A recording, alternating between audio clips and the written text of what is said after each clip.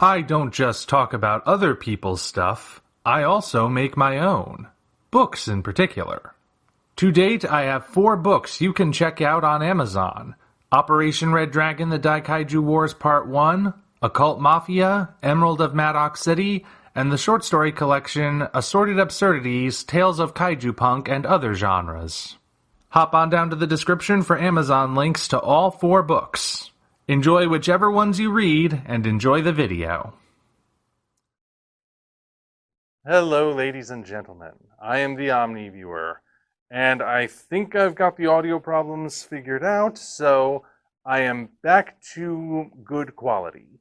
And in order to commemorate that return to quality, I figured I'd do a quick little unscripted review of a movie I just happened to see today, something that I hopped on Tubi to see what was streaming, and there it was. It struck me as interesting and seemed like something right up my alley. A little something called the Barbados Project.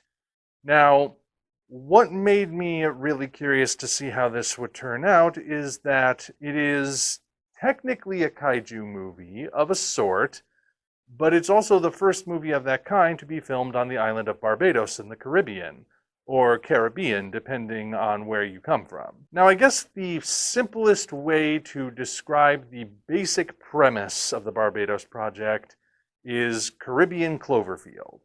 It's sort of a half found footage, half mockumentary film. It involves giant monsters, of course, but it's not necessarily just a ripoff of Cloverfield or just an imitator of Cloverfield. I think it's got enough of its own identity that using that descriptor really is just a basic introduction to the idea. Now, does that mean it's actually good? Well, here are my basic thoughts. It is definitely a low-budget movie. Of that, there's no question.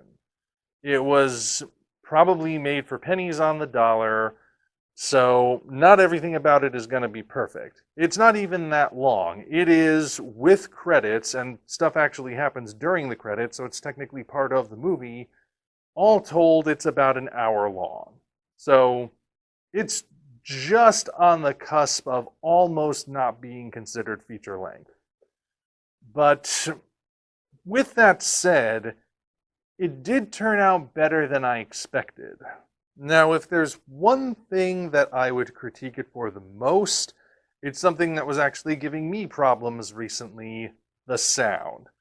The audio quality on this particular movie is not very good. I'm guessing most of the budget went towards the visual effects, so they might have had to skimp on other areas, and apparently one of those areas was the microphones. You could say it's realistic audio, but the thing about movies is that you kind of can't really do realistic audio. You got to actually have audio that the audience can understand. So there are a lot of times, while I was watching it at least, that I found it kind of hard to understand what the characters were talking about sometimes. And it wasn't because they're all speaking with accents. It's because they are genuinely hard to hear at times. Sometimes they're crystal clear. Sometimes there's a bit of an echo. Sometimes the characters are just too far away from the camera to be completely intelligible. And sometimes I swear they're just mumbling. But either way, that is a bit of an issue. Well, not a bit. It is one of the biggest issues with the movie. It can be hard to understand because the audio mixing is all over the place. But, like I said, where they skimped in certain areas probably went into the special effects for the monsters themselves. Now, the monsters look like this. Don't worry, I'm not really spoiling anything by showing you this. The monsters are shown pretty early, so it's not really a spoiler.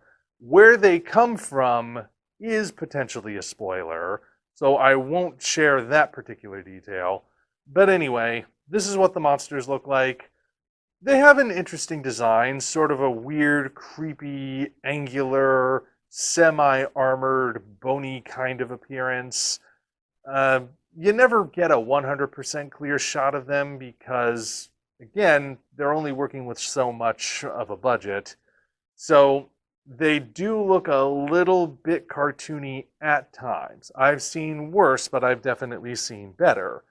And one of the ways they get around that is to do a lot of weird video effects. Like whenever the monsters show up, it somehow affects the cameras and causes them to start fritzing out, and the color goes spastic and everything.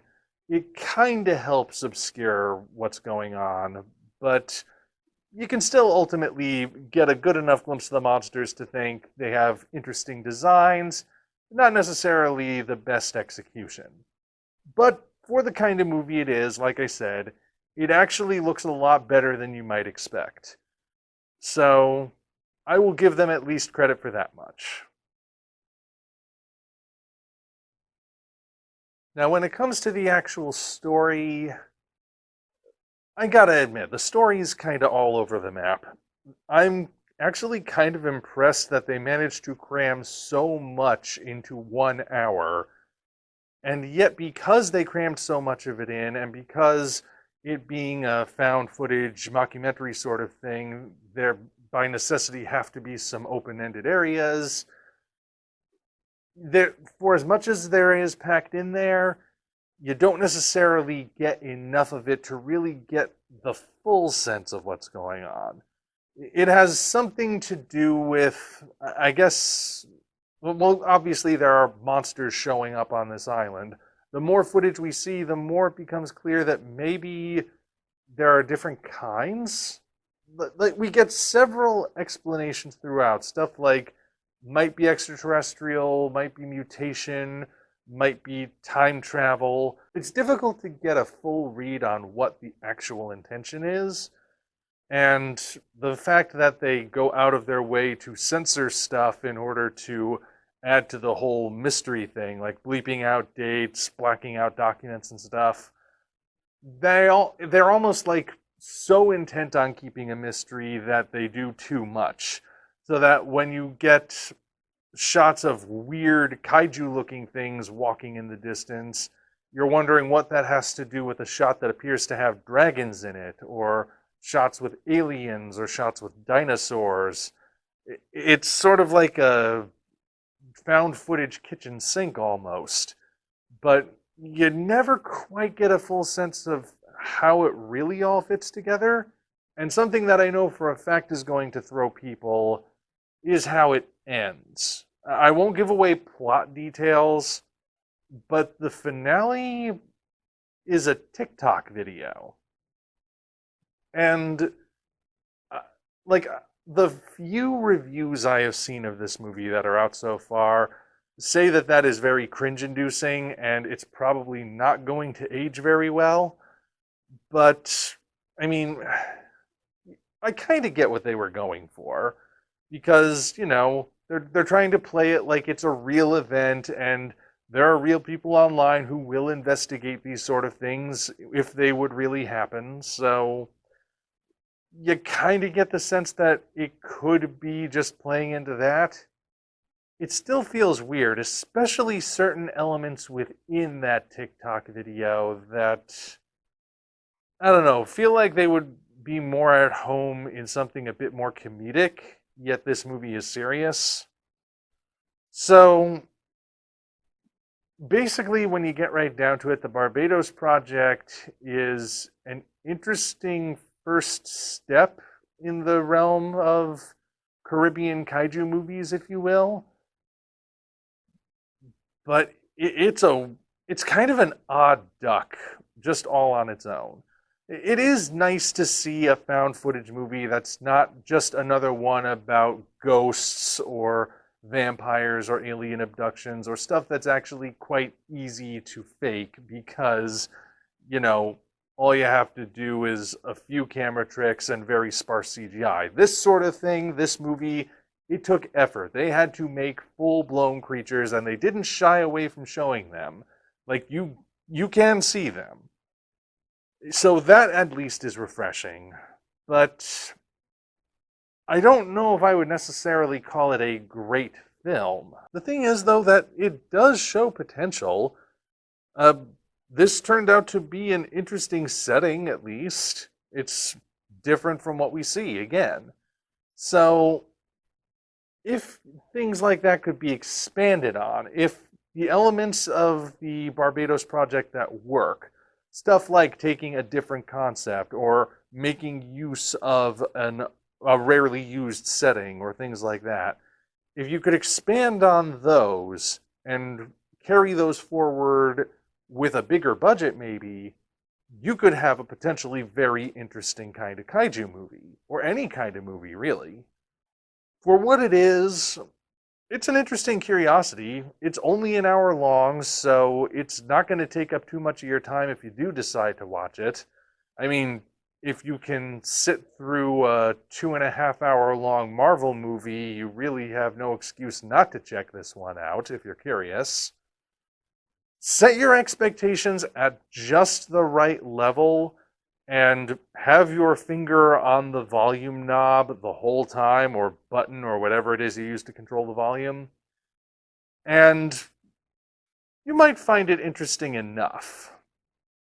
So, yeah, I just decided to check it out and share my thoughts. This is off after only one viewing, of course. I don't know if more layers will present themselves or more things will be made clear if I ever revisit it. But for right now, I can say it was an interesting, very rough, but nonetheless interesting little film. There you have it. It's streaming on Tubi, like I said. I'm sure you can find it elsewhere. So if you're curious, I see no harm in checking it out. Until such time as we meet again, this is the Omni Viewer signing off. Congratulations, you reached the end. If you enjoyed this video, you might want to consider supporting us on Patreon. Of course, the other way to support us is to go to Amazon and check out our books: Operation Red Dragon, The Kaiju Wars Part 1, The Occult Mafia, Emerald of Maddox City, and Assorted Absurdities, Tales of Kaiju Punk and Other Genres. Also check the description for links to DeviantArt and other platforms we operate. Thank you all for watching. We'll see you next time.